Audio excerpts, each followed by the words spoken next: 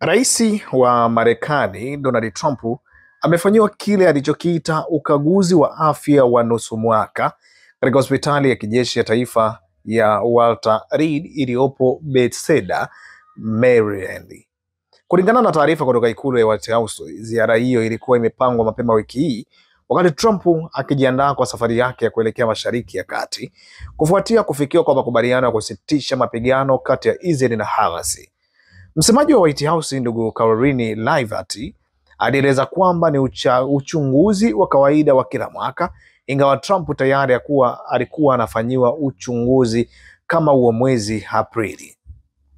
Hata hivyo, ikulu haikutoa maelezo ya kwa nini ukaguzi mwingine umefanyika ndani ya kipindi cha miezi 6 peke yake.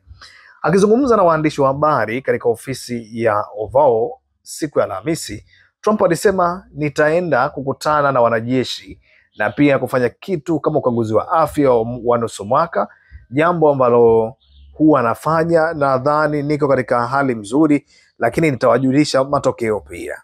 Baada ya ukaguzi huo, Rais Trump anatarajiwa kuelekea ikulu ya White House.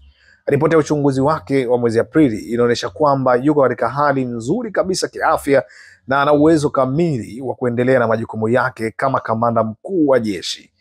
Ripoti hiyo ya kurasa 3 iliyotolewa na daktari wake binafsi ndugu Navy Captain Sin Bababella ilieleza kuwa Trump amepunguza uzito kwa paundi 20 tangu ukaguzi wa mwaka 2020 na mtindo wa maisha wenye shughuli nyingi unaochangia kwa kiasi kikubwa katika afya yake bora.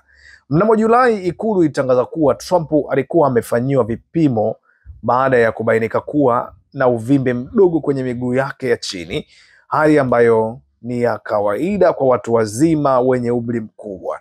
Vipimo vya kitabibu vilionyesha kwamba ana chronic venous insufficiency, yaani udhaifu wa mishipa ya damu unaosababisha damu kukusanyika kwenye miguu kutokana na vari za mishipa kushindwa kufanya kazi ipasavyo.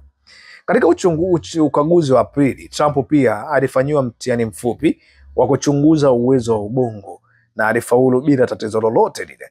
Kwa sasa madaktari wake wanasema Rais Trump yupo katika hali bora ya kiafya, akionyesha uthabiti wa kimwili unaoonyesha kuendelea kutekeleza majukumu yake ya uongozi kwa ufanisi, huku akiendelea na ratiba yake yenyewe yenye shughuli nyingi ndani na nje ya taifa lake la Marekani.